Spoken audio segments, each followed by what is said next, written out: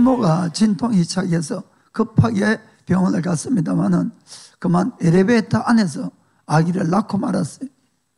그래서 산모가 부끄럽기도 하고 억울해서 울기 시작했습니다. 그러자 간호원이 그 산모에게 아유, 울지 마세요. 괜찮아요.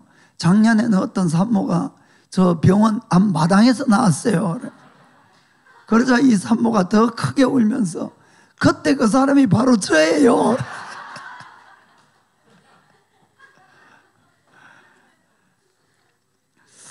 자, 오늘은 우리가 예수를 믿는 사람들에게 하나님은 놀라운 선물을 주시는데 그 가장 귀한 선물이 뭔가 하면은 바로 성령님이라는 것입니다. 그래서 오늘은 함께 성령님에 대해서 함께 생각해 보겠습니다.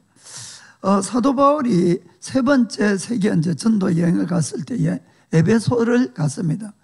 그러자 거기에는 예전에 이 구약 성경이 아주 밝은 아볼로라는 박사가 목회를 하고 있었습니다. 그런데 거기 도착한 바울은 그들에게 이렇게 질문을 합니다. 자, 사도행전 19장 1절 2절 보겠습니다.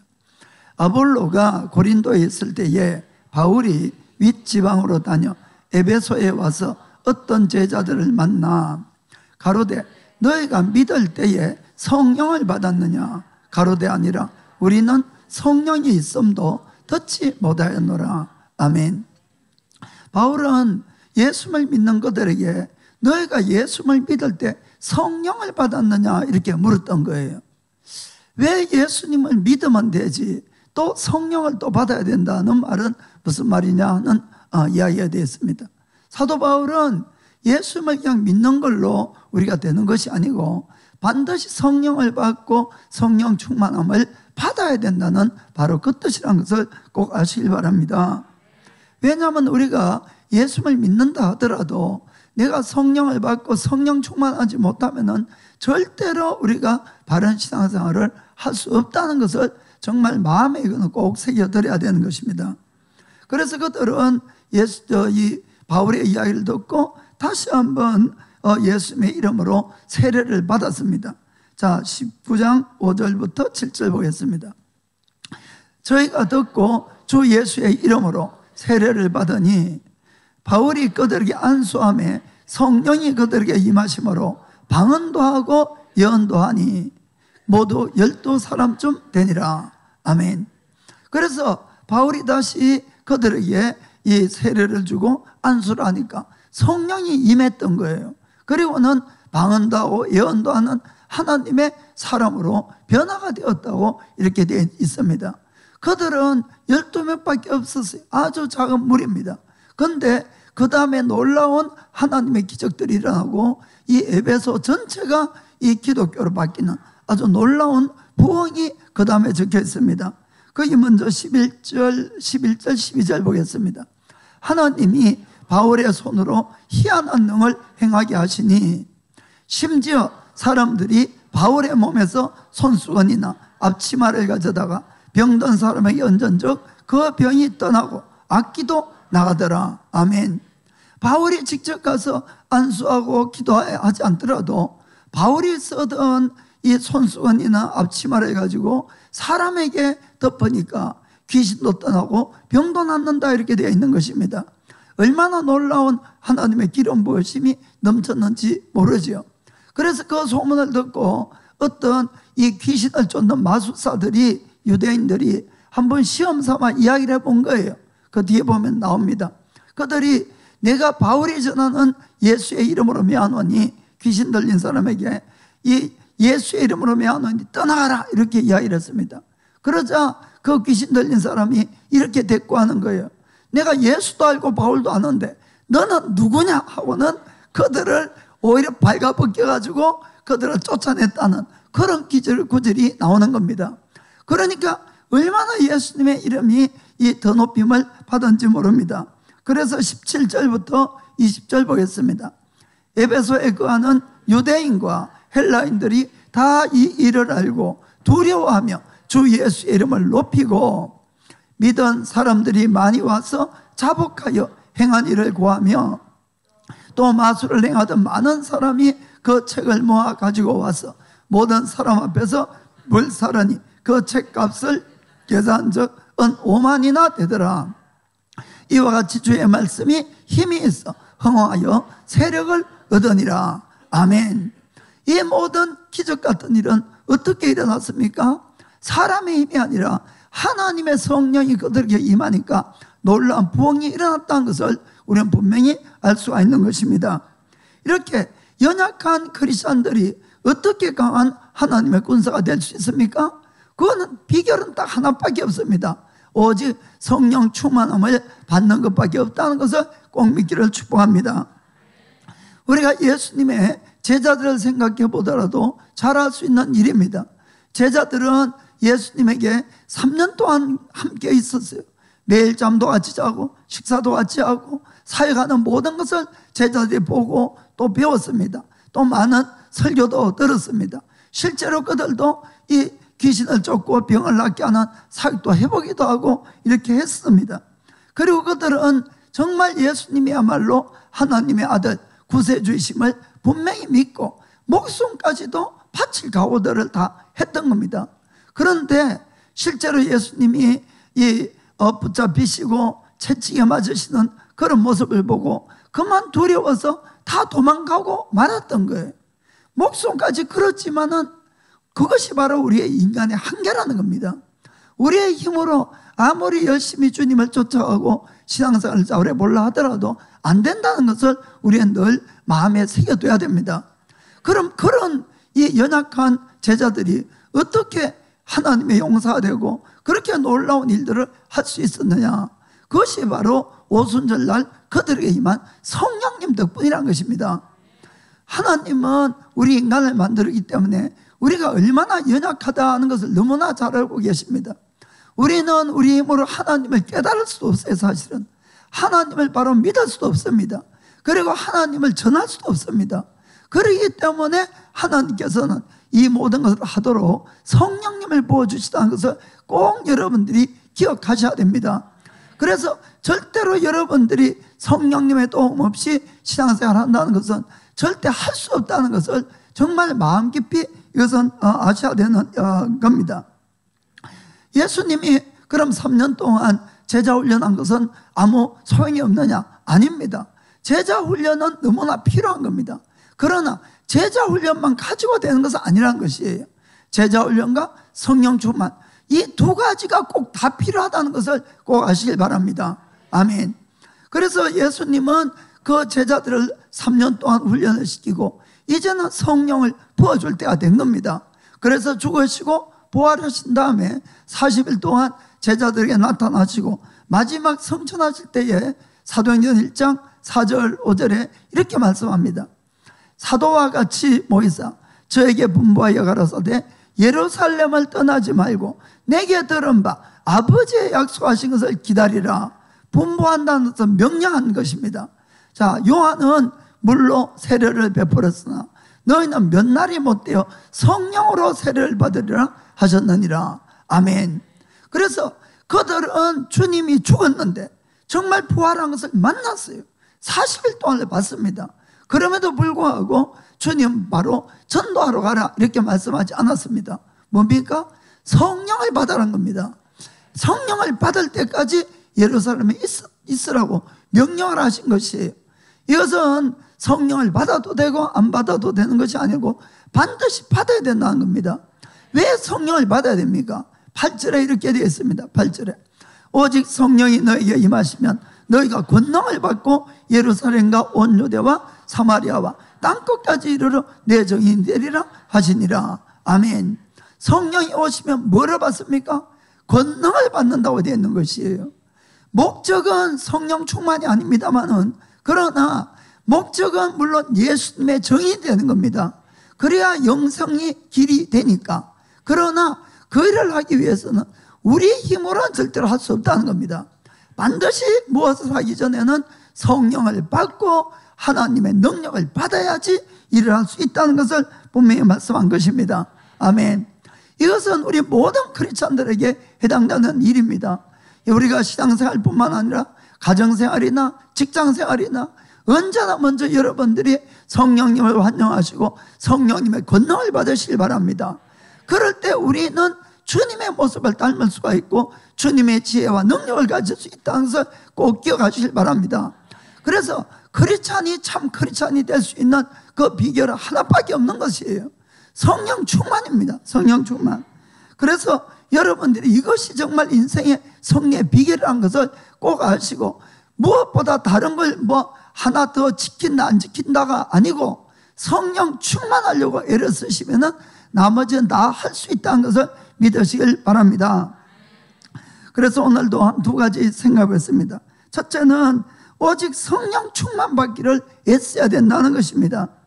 그래서 우리가 신앙생활 가면은 이것을 내야 되고 저것을 하지 말아야 되고 이렇게 생각이 쉬운데, 여러분 그런 거 다 소용없습니다. 오직 성령 충만함을 받으려고 먼저 애를 쓰셔야 되는 겁니다. 우리가 정말 참된 크리스찬들의 삶이란 것은 하나님의 말씀대로 사실 사는 것이, 하나님 말씀대로. 우리가 인간의 모든 이 불행은 어디서 왔습니까? 하나님 말씀에 대한 불순종이에요. 그렇죠? 하나님의 말씀은 우리 인간을 죄로부터 끊어놓는 것입니다. 그런데 이것이 실제로 죄를 안 짓는 것뿐만 아니라 우리가 마음에 있는 죄와도 늘 싸워가야 되는데, 이것이 사람의 힘으로 가능합니까? 불가능한 일이에요. 불가능한 일. 그렇기 때문에 이것은 내 힘으로 할 수 없다는 것을 우리가 알아야만이 더 성령님에게 의지할 수가 있는 것입니다. 사실은 사도 바울조차도 이것을 할 수 없어서 그가 한탄한 것을 볼 수가 있습니다. 자, 로마서 7장 22절부터 보겠습니다. 내 속사람으로는 하나님의 법을 즐거워하되 내 지체 속에 한 다른 법이 내 마음에 붙어 싸워 내 지체 속에 있는 죄의 법 아래로 나를 사로잡아 오는 것을 보는도다. 24절에 오라 나는 공고한 사람이로다. 이 사망의 몸에서 누가 나를 건져내랴. 아멘. 바울은 구원을 받고 너무 감사하고 감격했습니다. 그래서 속사람으로는 정말 이제는 하나님의 뜻대로 살아서 하나님을 기쁘게 하는 사람이 되기를 원했지만은 웬걸 내 속에 다른 한 사람이 또 있는 것이에요. 옛사람이 있습니다. 그래서 이 육의 사람은 끊임없이 자기를 죄로 끌고 가고 있는 것을 발견한 것입니다. 문제는 자기의 속사람보다도 겉사람이 더 강하다는 거예요. 너무너무 힘이 센 그 겉사람이 자기를 끌고 늘 죄로 끌어당기는 자기를 보고 정말 너무나 한심스럽기도 하고, 정말 그래서 나는 공고한 사람이다. 이 사망의 몸에서 나를 누가 건져낼 수 있느냐. 이대로 살면은 또 죄의 구렁텅이에 빠지고 그리고는 영원한 멸망밖에 되지 않는 것 아니겠습니까? 이 고민을 해보신 적 있습니까? 별로 아멘 소리 없는 거 보니까 정직하지 않네요. 저는 수없이 정말 너무너무 많았어요. 그 제가 많이 금식한 이유는 이걸 한번 이겨보려고 했는데 금식까지도 안 됩니다, 여러분. 이거는 오직 될 수 있는 것은 성령 충만밖에 될 수 없다는 겁니다. 아멘. 그래서 여러분들이 이 죄의 몸과는 싸워서 이길 수 있는 것이 아니고, 이 바울의 고민, 우리의 고민에 대한 그 해답이 바로 로마서 8장 전체라는 것을 꼭 여러분들이 깨닫길 원합니다. 그 비결은 뭐냐? 오직 내가 성령 충만하고 성령의 인도함을 받을 때 비로소 이겨나갈 수가 있다, 이런 이야기입니다. 그 외에는 방법이 없는 것입니다, 여러분. 아무리 여러분의 고집으로도 결심으로도 무엇으로 안 된다는 것을 아시길 바랍니다. 먼저 3절 보겠습니다. 3절에 자, 여기 그렇게 적혀 있어요. 율법이 육신으로 말미암아 연약하여 할 수 없는 그것을, 여기까지 보겠어요. 이 뜻이 무슨 이야기인가 하면은 하나님은 우리에게 율법이란 걸 주셨습니다. 그래서 율법을 다 지키면 구원 받는 거예요. 예, 아십니까? 그러나 그 율법을 지킬 수 있는 사람 아무도 없더라고 뜻입니다. 육체가 연약해서 아무도 율법을 지켜서 구원받을 사람이 없더라는 겁니다. 그래서 율법이 할 수 없는 그것을 하나님은 하신다 그랬어요. 그럼 하나님은 어떻게 해서 우리가 그 율법을 지킬 수 있도록 만들었는가? 그 다음에 읽어보겠습니다. 하나님은 하시나니 곧 죄를 인하여 자기 아들을 죄 있는 육신의 모양으로 보내어 육신의 죄를 정하사. 아멘. 먼저는 하나님의 아들 예수를 보내주시고 십자가에 죽게 하심으로 말미암아 우리 인간의 모든 죄를 사하는 길을 열어주신 겁니다. 그래서 어떠한 죄인도 예수 앞에 가면은 죄사함을 받게 된다는 것이에요. 그러나 죄사함을 받아도 내가 죄를 이길 힘이 없으면 무슨 소용이 있습니까? 또 죄를 짓는데, 그런 사람에게 성령을 주시고 성령을 의지하는 자에게 율법을 지키게 했다, 그 뜻입니다. 그게 4절입니다. 아멘. 육신을 쫓지 않고 그 영을 쫓아 행하는 우리에게 율법의 요구를 이루어지게 하려 하심이니라. 아멘. 그래서 우리의 힘으로는 누구도 하나님의 법대로 살 수 없다는 것을, 이걸 빨리 인정하셔야 되는 겁니다. 그럼 뭡니까? 결국은 나를 내려놓고 오직 성령 충만을 구하고 또 하나님의 말씀을 붙들고 살아갈 수 있도록 기도하는 수밖에 없다는 것을 믿기를 주의로 축복합니다. 그래서 하나님은 우리가 죄사함을 주기 위해서 아들 예수를 보내주시고, 그리고는 말씀대로 살아갈 수 있게끔 새 힘을 내려주시기 위해서 성령님을 주셨다는 것을 꼭 믿기를 축복합니다. 예를 들면 이런 겁니다. 옛날에도 간증을 한 적이 있지만은 이 네덜란드에 이 코리텐 붐 여사라는 여자 전도사가 있었습니다. 그분은 이 독일 나치 시대에 가족이, 저는 이 나치 수용소로 끌려가서 가족이 다 죽게 됐어요. 그리고 혼자, 코리텐 붐 여사 혼자 15살인가 막 그때에 이 기적적으로 살아남게 되었습니다. 그리고는 그 전쟁이 끝나고는 그분은 복음 전도자가 되어서 주로 독일의 저 시골로 다니면서 복음을 이렇게 전하는 일을 했습니다. 그래서 어느 날 어느 독일의 작은 시골에 가가지고 그날도 복음을 전했습니다. 그리고는 항상 복음을 전하고 나면은 많은 사람들이 줄을 서서 그분에게 기도를 받으려고 이렇게 줄을 서고 이렇게 했습니다.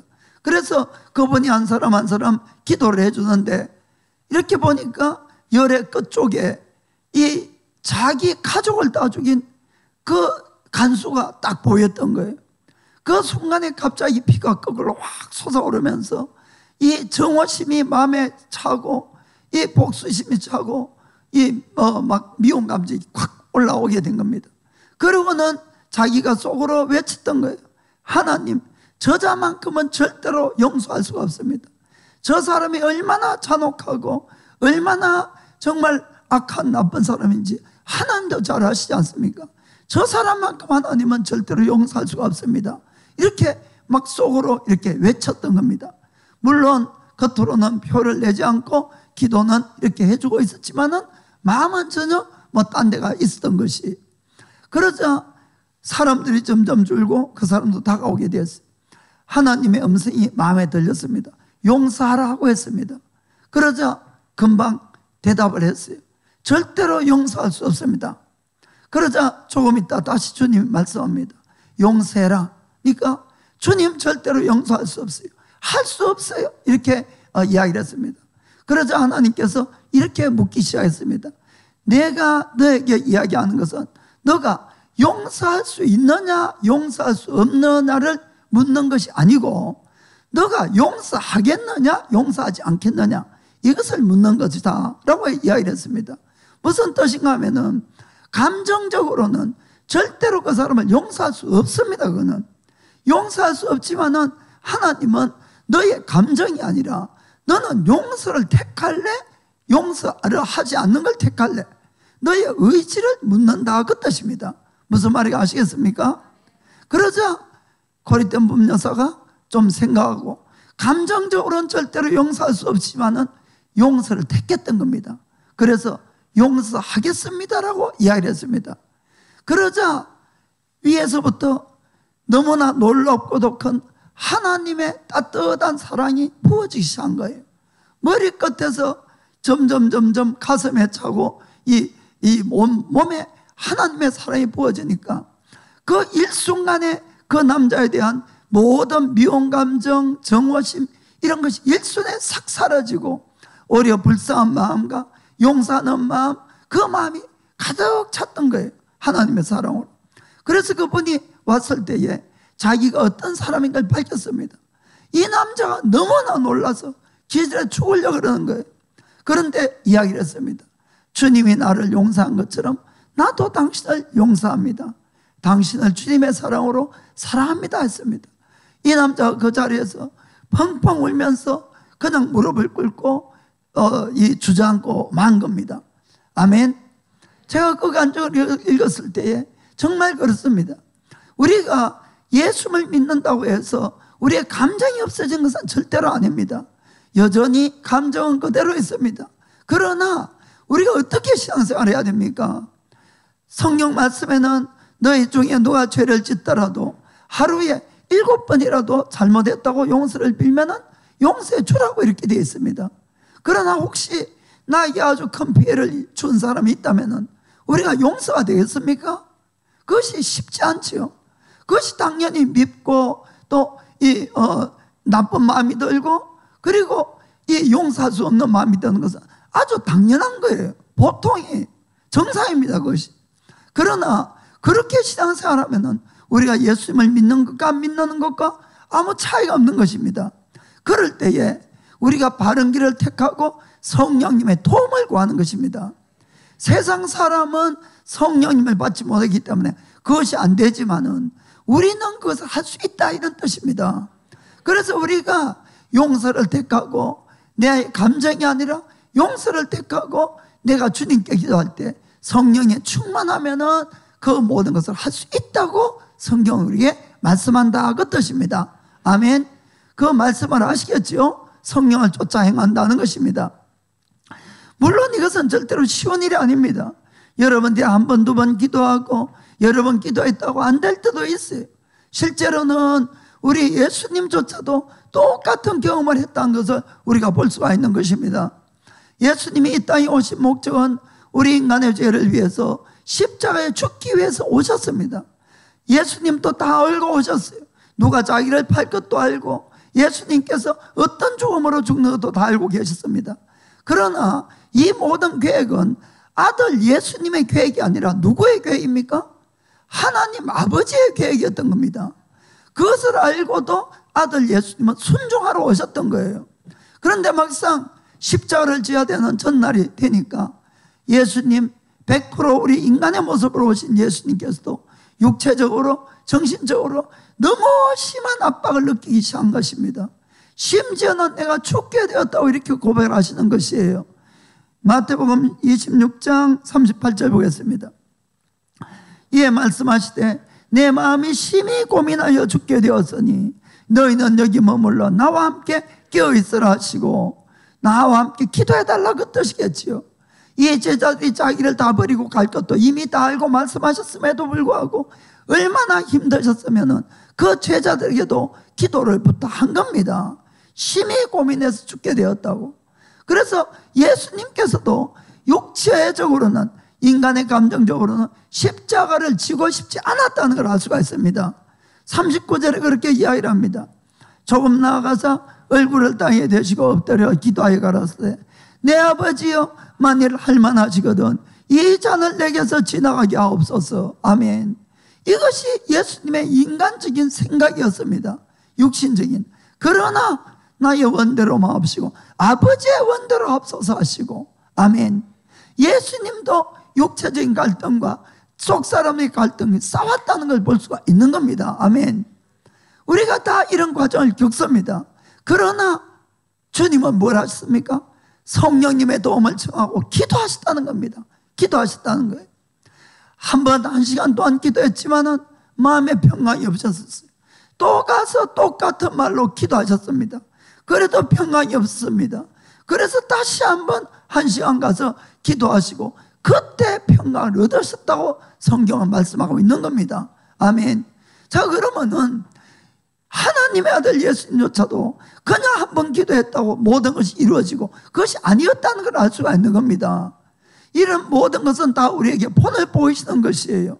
그러면 우리도 마찬가지로 문제가 있을 때에 바른 길을 붙들고 기도하셔야 된다는 겁니다.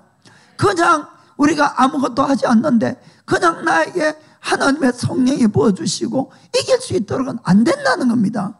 그것이 아니라 바른 길을 붙들고 내가 하나님 앞에 열심히 기도할 때 성령께서 오시면 할 수 있다는 겁니다. 아멘. 그것이 우리가 성령님을 따라 사는 것이에요. 그냥 자동적으로 믿었으니까, 성령이 계시니까 가 아니라는 걸 여러분들이 꼭 아시길 바랍니다. 그렇게 해서 우리가 이 남을 사랑하지 못한 사람을 사랑할 수가 있고, 용서하지 못한 사람을 용서할 수가 있고, 품지 못한 사람을 품을 수 있는 것이, 이것이 성령님의 역사고 성령님이 오셔야 그렇게 된다는 것을 꼭 아시길 바랍니다. 그래서 여러분들이 실제로 예수님처럼 몸부림치면서 기도하는지를 한번 생각해 보시길 바랍니다. 왜 나에게 늘 이렇게 아닌 걸 알면서도 이 마음을 품고 있을까? 여러분들이 그 마음하고 싸움이 없다는 겁니다. 정말 성령 충만을 위해서 얼마나 기도했느냐 하는 것을 스스로 물어보시길 바랍니다. 아멘. 그러면 왜 우리가 이 육신대로 살면 편안한데 어떨 때는 그렇잖아요. 감정이 올라오면 욕 한바탕 하고 나면 얼마나 속 시원합니까? 그런데 왜 그렇게 살지 못하도록 할까? 왜 감정대로 살지 못하고 그 힘들고 어렵고 좁은 길을 가려고 계속 할까? 말씀대로 살아야 될까? 그것은 분명합니다. 영생이 그게 달렸기 때문에 그렇습니다. 로마서 8장 13절 보겠습니다. 너희가 육신대로 살면 반드시 죽을 것이로되 영으로서 몸의 행실을 죽이면 살리니. 아멘. 하고 싶은 대로 마음대로 하고 살아보시길 바랍니다. 그래서 그분은 그냥 자동적으로 지옥 가는 거예요. 여러분들이 예수 믿었다고 천국 가는 것이 아니고 끝까지 좁은 길을 다 가야 된다는 것을 꼭 명심하시길 바랍니다. 그럼 나의 몸의 형질은 뭘로만 죽일 수 있습니까? 영으로서만 죽일 수 있다는 것입니다. 성령 충만해야지 내가 이걸 이길 수가 있다는 것이에요. 아멘. 그리고 14절 보겠습니다. 무릇 하나님의 영으로 인도함을 받는 그들은 곧 하나님의 아들이라. 아멘. 예수 믿었다고 다 하나님의 아들이 아닙니다. 실질적으로 참된 하나님의 아들은 내가 매일같이 성령 충만해서 성령님의 인도함을 받는 그들이 진짜 하나님의 아들이 된다는 걸 믿으시길 바랍니다. 아멘. 그렇습니다. 하나님이 수많은 사람 중에서 우리를 먼저 선택해 주셨어요. 그건 우리를 통해서 주님을 나타내기 위해서 한다는 것을 아시길 바랍니다. 우리가 인간적인 모습 그대로는 절대로 하나님을 나타낼 수가 없습니다. 그럼 우리가 하나님을 나타내기 위해서는 어떤 길이 있을까요? 그것은 우리의 성품이 예수님과 완전히 닮아가든지, 한마디로 오른밤 때리면 왼밤 놓을 정도가 되시면은 여러분을 통해서 하나님이 증거될 겁니다. 그리고 또 하나는 우리를 통해서 하나님의 능력이 나타나면 되는 것입니다. 죽은 자를 살리고 없는 걸 있게 하시면 되는 것이에요. 아멘. 그렇죠. 그런데 이것은 죄인인 우리에게 어떻게 이게 가능하겠냐 하는 것입니다. 이것이 배웠다고 가능합니까? 절대로 불가능합니다. 그래서 하나님께서는 이것을 가능하게끔 하나님의 성령을 부어주셨다는 거예요. 그래서 우리가 그 성령님이 우리에게 임하시면은 우리가 이런 일들을 할 수가 있다고 성경은 약속하고 있는 것입니다. 요한복음 14장 12절 보겠습니다. 내가 진실로 진실로 너에게 이르노니 나를 믿는 자는 나의 하는 일을 저도 할 것이요 또한 이보다 큰 것도 하리니 이는 내가 아버지께로 가미니라. 아멘. 예수님이 얼마나 놀라운 약속을 하십니까? 예수를 믿으면 예수님의 한 일을 우리가 할 수 있다는 겁니다. 어떻게 인간이 그것이 가능할 수가 있습니까? 절대로 불가능하죠. 정말로 어떻게 기도한다고 사람이 안절뱅이가 났고 귀머리가 덥고 눈만 사람이 보고 또 죽은 자가 살아나겠습니까? 그런데 예수님을 믿으면 할 수 있다고 성경은 말씀합니다. 예수님이 친히 약속하신 것이죠. 그러면서 왜 이것이 가능하냐? 내가 아버지께로 가기 때문이다 이렇게 말씀했습니다. 그럼 아버지께로 가는 것과 우리에게 능력을 받는 것이 무슨 연관이 있겠습니까? 요한복음 16장 7절을 보면 이렇게 되어 있습니다. 그러나 내가 너에게 실상을 말하노니 내가 떠나가는 것이 너에게 유익이라. 내가 떠나가지 아니하면 보혜사가 너에게로 오시지 아니할 것이요 가면은 내가 그를 너에게 보내리니. 아멘. 왜 예수님이 떠나는 것이 유익입니까? 저는 예수님이 부활했다는 이야기를 처음에 듣고 그런 생각도 해봤습니다. 사실은 예수님 처음 믿고 예수님 살아서 계속 계시면은 그냥 우리가 예수님 믿기도 좋고 다 그렇잖아요. 사실은 그렇게 생각 안 하십니까?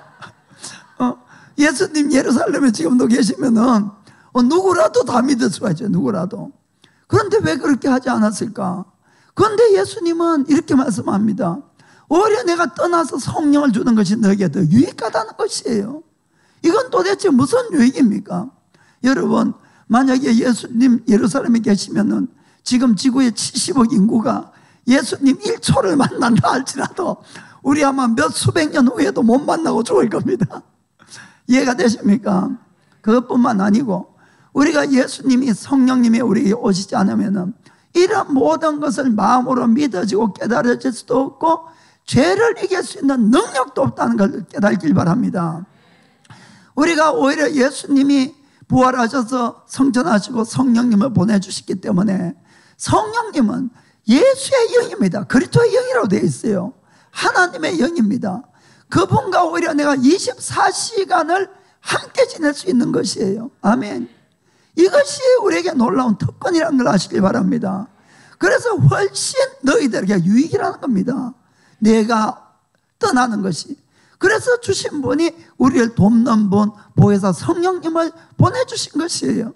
그분이 우리 속에 오니까 그 성령님의 열매가 나에게 맺혀지면은 우리가 예수님의 성품을 닮아가게 되어 있는 것입니다. 하나님의 성령님의 은사가 나타나기 시작하면은 정말 우리를 통해서 기적이 일어나고 병이 고쳐지고 놀라운 일들이 일어나게 되어 있는 것입니다. 이 모든 것은 예수님이 성천하시고 성령님을 보내주시기 때문에 가능하다는 것을 꼭 믿으시길 바랍니다. 그래서 내가 진짜 하나님의 자녀가 되는 비결은 말이 아니라 진짜 하나님의 자녀가 되는 것은 오직 성령 충만밖에 없다는 것을 꼭 여러분이 명심하셔야 됩니다. 정말 여러분들이 성령 충만하지 않으면 누구 충만하겠습니까? 누구? 내 감정 충만이에요. 내 감정 충만. 그렇죠? 또 마귀 충만.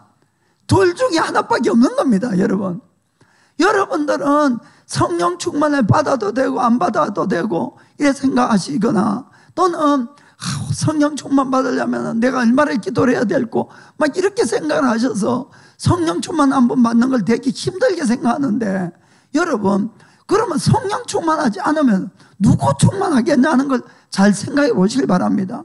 전부 나로 충만하고 마귀로 충만하고 나에게서 무슨 선한 것이 나오겠습니까? 한번 생각해 보시기 바랍니다. 그렇기 때문에 내가 성령 충만한 것은 이것은 힘이 들고 안 들고의 선택의 문제가 아니라는 겁니다. 성령 충만하지 않으면 절대로 나는 하나님의 자녀로 살 수가 없다는 것을 여러분들이 명심하셔야 되는 겁니다.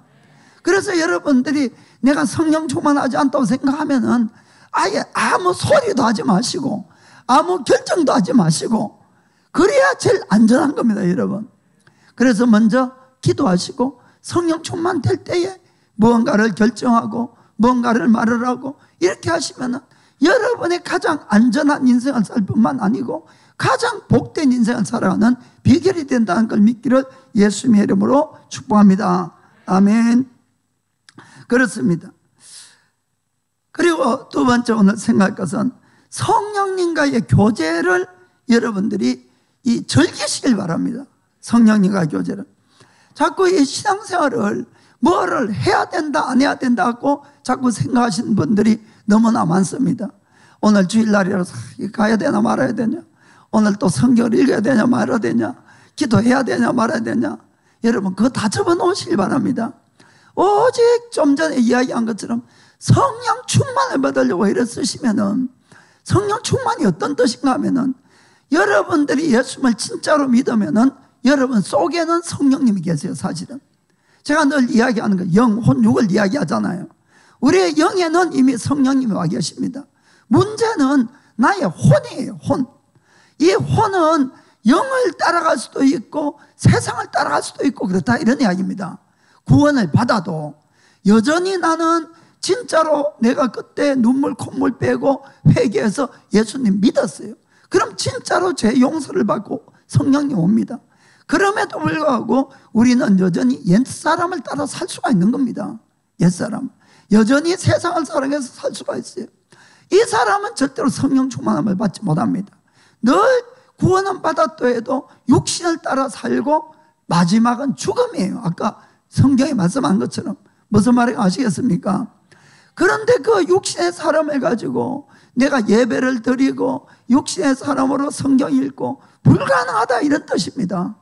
그것이 아니라 내가 주님께 나를 자꾸 데려가야 되는 겁니다. 그것은 나의 육과 혼을 데려가는 거예요. 그러면은 내 속에 계신 성령님이 나의 혼을 지배하고 육을 지배하게 되면은 주의 마음이 내 속에 온다는 겁니다. 하나님을 사랑하고 하나님의 일을 하고 싶은 마음이 불같이 이렇게 일어나게 되어 있습니다. 성경 보지 말라 그래도 성경 보고 싶고, 기도하지 말라 그래도 기도하고 싶고, 남을 사랑하지 말라 그래도 사랑스러워서 전도하고, 이게 성령 충만한 결과다 이런 이야기입니다. 그래서 성령 충만의 결과로 신앙생활을 해야 되지, 내 육신의 힘으로 성령 이 신앙생활을 하려고 그러니까 얼마나 힘이 드는지 모른다 그 뜻입니다. 아멘. 그래서 우리가 성령 충만을 받는 것은 나를 들어가는 수밖에 없는 겁니다. 이거는 여러분의 생각은 늘 딴 데 있고, 예배 나와도 지금 다른 생각하고 있고, 이렇게 하면은 절대로 성령 충만이 될 수가 없다는 겁니다. 주님과 함께 있는 시간, 결국은 그것은 방법적으로는 말씀 읽고 기도하고 이렇게 하셔야 되는 거예요. 묵상하고. 아멘. 자, 지난번에 기도에 대해서 예수님이 이렇게 말씀했습니다. 마태복음 7장 11절에 너희가 악한 자로도 좋은 것으로 자식에게 줄 줄 알거든 하물며 하늘에 계신 너희 아버지께서 구하는 자에게 좋은 것으로 주지 않겠느냐. 아멘. 하나님 아버지는 정말 우리 아버지시기 때문에 구하는 자에게 반드시 좋은 걸 주신다 그래요. 좋은 걸. 그런데 누가는 이 구절을 어떻게 기록해놨느냐. 11장 13절 보면은 이렇게 되어 있습니다. 너희가 악할지라도 좋은 것을 자식에게 줄 줄 알거든 하물며 너희 천부께서 구하는 자에게 성령을 주시지 않겠느냐 하시니라. 아멘. 가장 구해서 좋은 것이 뭡니까? 성령이라는 뜻입니다. 성령. 그리고 구하는 자에게 성령을 주시지 않겠느냐. 그러면은 내가 성령님을 간절히 사모하고 구하는데 안 주실 리가 없다는 뜻입니다. 아멘. 그래서 여러분들이 성령님을 간구하시길 바랍니다. 우리가 성경을 읽는 것은 성경의 지식을 얻으려고 하는 것이 아닙니다. 여러분, 하나님이 어떤 분인가를 더 잘 알기 위해서, 그분의 사랑을 더 알기 위해서 우리가 성경을 읽는 것이에요. 기도하는 것도 늘 뭔가 달라고 기도하는 것이 아닙니다. 여러분, 기도하는 가장 큰 목적은 하나님 그분과 더 친밀한 사랑의 관계를 가지기 위해서, 그분과 더 사랑을 나누기 위해서 기도하는 것이에요. 그렇기 때문에 우리가 그런 것들을 다시 한번 생각을 해봐야 될 줄 압니다. 그런데 실질적으로 많은 크리스찬들이 믿음 생활이 금방 올라갔다가 떨어졌다가 이걸 계속 반복하는 경우가 너무나 많이 있습니다. 저는 그 원인에 대해서 생각을 해봤습니다.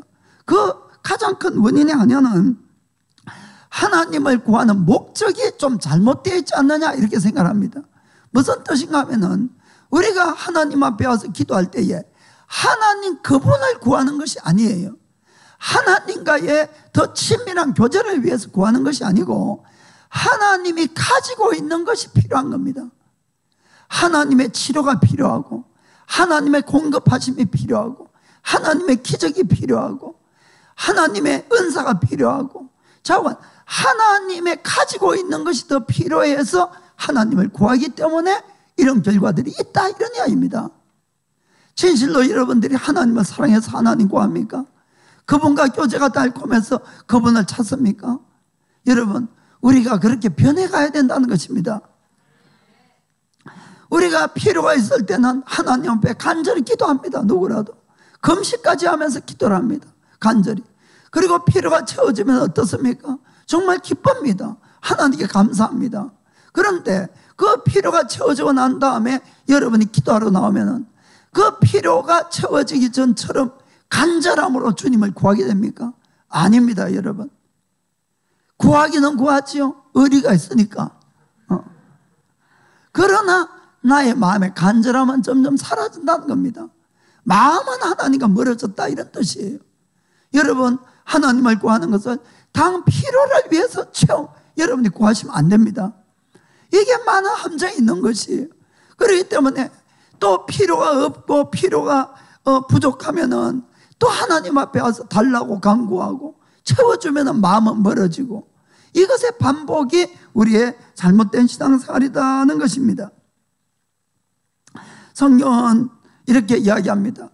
우리에게 가장 중요한 것이 하나님을 사랑하는 거라 그랬어요. 그죠? 가장 귀한 계명이. 그렇기 때문에 우리가 필요를 구하지 말라는 뜻은 아닙니다, 여러분. 저도 필요를 구하고 있고 또 기도를 하고 있습니다.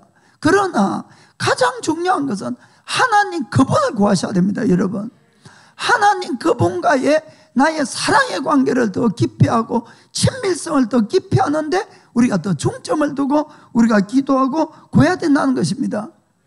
하나님이 왜 우리 인간을 만들었는지를 그걸 한번 생각해 보시기 바랍니다.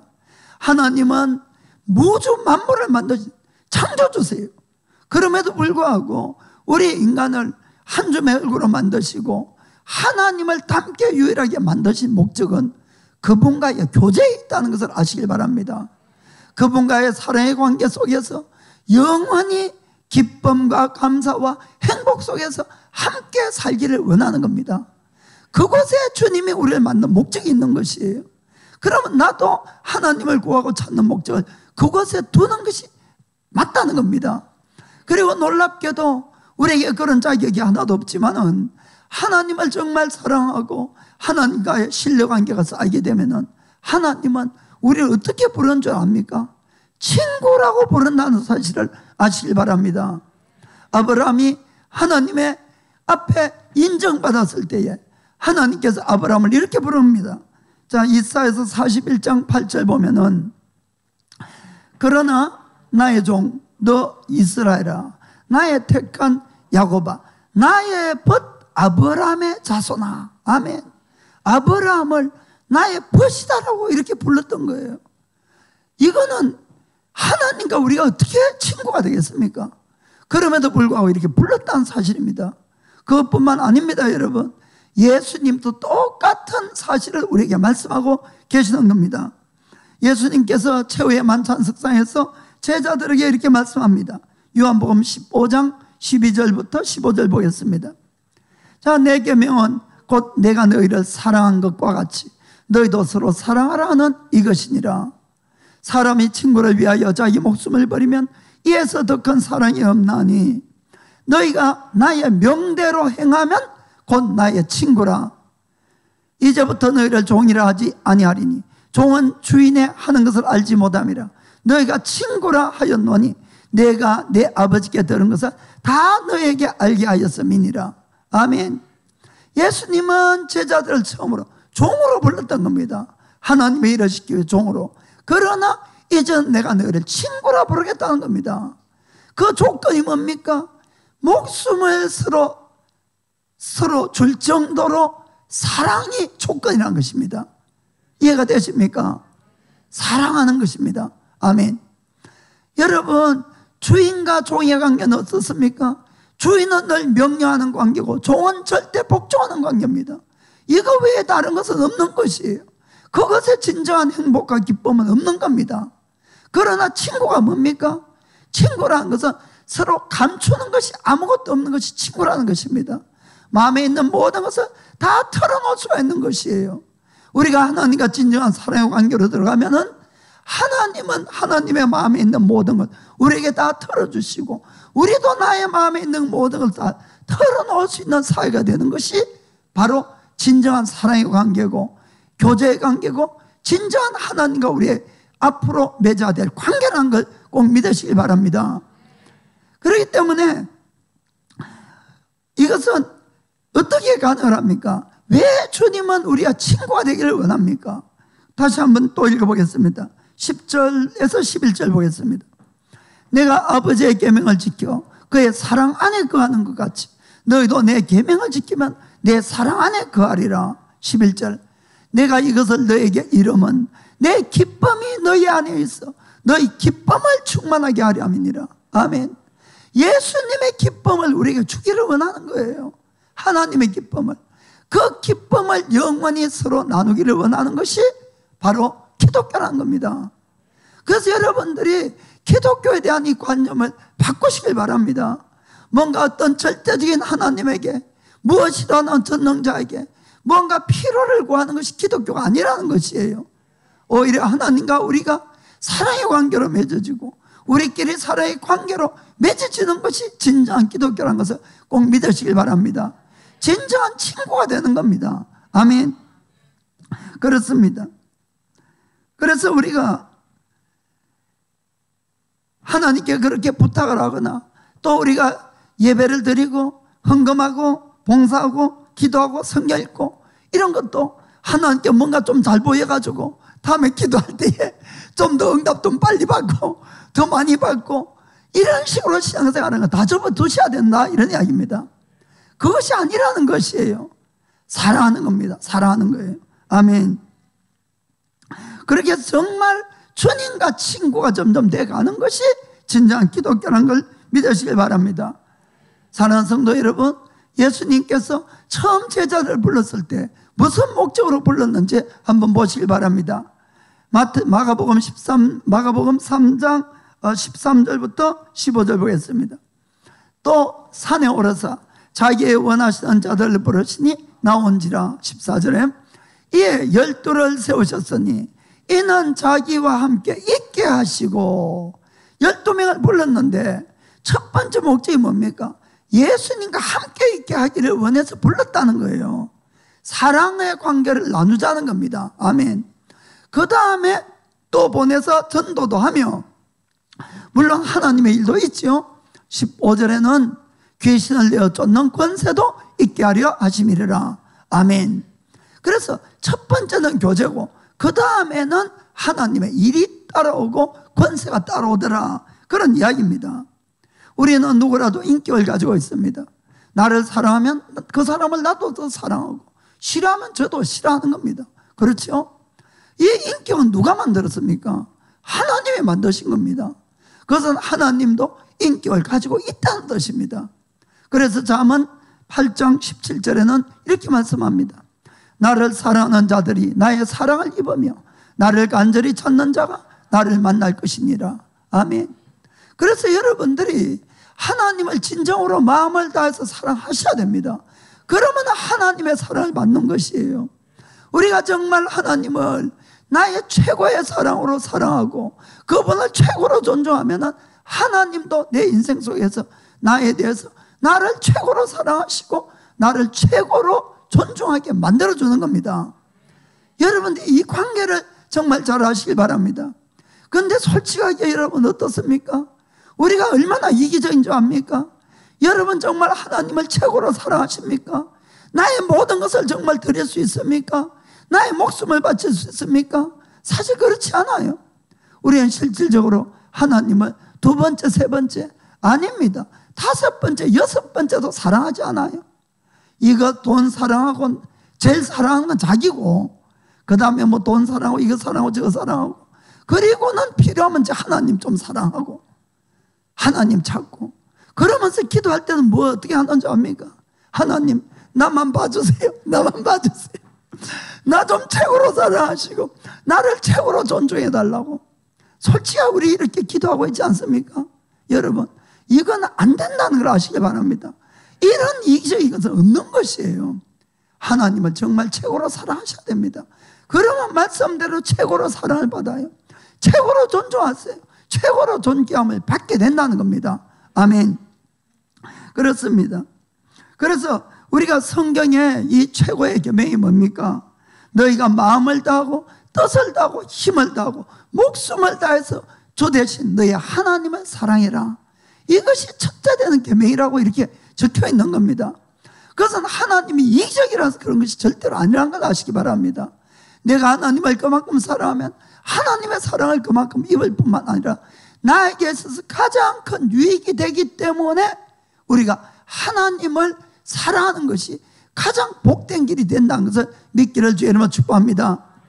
좀 전에 말씀했듯이 우리가 하나님과의 관계를 맺는데 그분을 사랑하는 관계가 아니라 그분이 가진 것 때문에 내가 주님을 찾게 되면은 마치 그것은 전혀 사랑하지도 않는데 아주 돈 많은 사람하고 결혼하는 거랑 똑같다, 이런 이야기입니다. 한마디로 돈 때문에 결혼을 했는데 그 결혼 생활이 행복하겠냐는 이야기입니다. 무슨 말씀인가 아시겠습니까? 행복할 수가 없다는 것이에요. 우리가 어리기 때문에 하나님 그분을 사랑하셔야 됩니다. 여러분 사랑해봤습니까? 좀 큰 소리로. 정말로 사랑하면 우리가 사람이 변하는 거예요. 사랑하면 어떻게 됩니까? 사랑하는 사람이 있는 것 때문에 행복한 겁니다. 사실 못 만나도 행복해요. 그 사랑하는 사람이 존재하는 것 때문에 행복하고 기쁨이 넘치는 겁니다. 그리고는 우리가 그분과 함께 있는 것이 최고의 기쁨이 되고 행복이 됩니다. 뭐 어떤 대화를 해서가 아니에요. 그렇죠? 뭐를 서로 주고받아서가 아니고 그냥 같이 있는 것이, 그분과 있는 것이 그렇게 행복해지는 겁니다. 그 사랑하는 사람과 하루 종일 데이트하고 있었는데도 헤어지자마자 또 보고 싶어서 어쩔 줄을 모르는 것이 바로 사랑하는 관계다 하는 것입니다. 혹시 그 상대방이 필요가 있고 원하는 것이 있을 때에 내가 어떠한 희생을 치러서라도 그것을 해주고 싶은 마음이 불같이 일어납니다. 그리고 많은 수고를 하고 그 일을 해줬다 할지라도 그것이 자기에게 절대로 손해라든지 고생이라는 느낌이 조금도 들지 않습니다. 오히려 그것 때문에 상대방이 기뻐하는 걸 보면은 내 마음이 행복과 기쁨으로 꽉 차는 것이 바로 사랑이다 하는 것입니다. 아멘. 하나님은 그렇게 우리를 사랑하세요. 우리도 그렇게 사랑해야 된다, 이런 뜻입니다. 그리고 사랑하면 할수록 나도 모르게 새로운 힘이 솟아나오는 겁니다. 늘 새로운 소망이 있고 열정이 솟아나오는 것이에요. 아멘. 우리가 사랑하고 있는지 안 하는지 그 사람 얼굴만 봐도 알잖아요. 사랑하는 사람 특징이 뭡니까? 늘 반짝반짝 빛나는 거예요. 반짝반짝. 그리고는 얼굴에 웃음이, 기쁨이, 이거는 감출 수 없는 그 모습을 우리가 볼 수가 있는 겁니다. 그래서 옛날부터 목사님들이 보면 안다 그러다, 보면. 그게 빈말이 아니고 진짜 보면 아는 거예요. 왜냐하면은 그 사람의 기쁨과 감사가 겉으로 나오니까. 아멘. 그래서 사랑하셔야 됩니다. 그래서 절대로 신앙생활을 내가 이걸 좀 했다, 안 지켰다, 이걸 안 지켜서 좀 마음이 찜찜하다, 이거는 이제 덮어두시길 바랍니다. 주님을 사랑하시는 것, 그것으로 바꾸시길 바랍니다. 정말 내가 하나님을 사랑하면 신앙생활이 절대로 어렵지 않습니다. 사랑하지 않으니까 이게 고역이 되는 것이에요. 아주 무거운 짐이 되는 겁니다. 정말 사랑하면 예배를 드리는 것, 찬송하는 것, 기도하는 것, 말씀 보는 것, 정말로 성경에 있는 것처럼 꿀같이 단 거예요. 그런 걸 맛보지 못했으면 아직 사랑 안 해본 겁니다. 그거는 분명히 그렇게 된다는 겁니다. 아멘. 그래서 여러분들이 주님을 더 잘 알고 더 사랑하기 위해서 말씀 읽고 그분과 더 깊은 사랑의 교제를 나누기 위해서 기도하고 이렇게 하시길 바랍니다. 그렇게 하면은 한 시간의 기도가 때로는 힘들 수가 있어요, 여러분. 그러나 1초라도 하나님이 나를 건드려주면은 그 1초 사이에 모든 것들이 다 풀어지게 된다는 겁니다. 얼마나 감격해서 눈물이 날 정도고 새로운 소망과 기쁨과 이 새로운 힘이 솟아나는 거예요. 그게 주님과의 만남인 걸 아시길 바랍니다. 이 교제는 우리가 길 가면서도 할 수 있고 일하면서도 할 수가 있고 또 우리가 공부하면서도 할 수가 있고 심지어는 우리가 오후로 봐서도 할 수가 있는 겁니다. 아멘. 그렇게 될 때마다 주님이 나를 만질 때마다 늘 감격하고 감사하고 늘 새로워지는 거예요. 아멘. 그래서 신앙생활의 가장 기초는 하나님을 사랑하는 거예요, 여러분. 다른 것이 아닙니다. 그래서 그분과 더 친밀한 관계를 맺으려고 애를 쓰시길 바랍니다. 그렇게 해서 정말 여러분들이 그 관계가 깊어지면 깊어질수록 세상 일이 걱정이 안 됩니다. 왜냐하면 하나님 그분이 나의 친구인데 무슨 걱정이 있겠습니까? 그분이 알아서 다 해주는데. 여러분 정말 친한 사이에는 눈빛만 봐도 알잖아요, 여러분. 막 해봤어야 알지.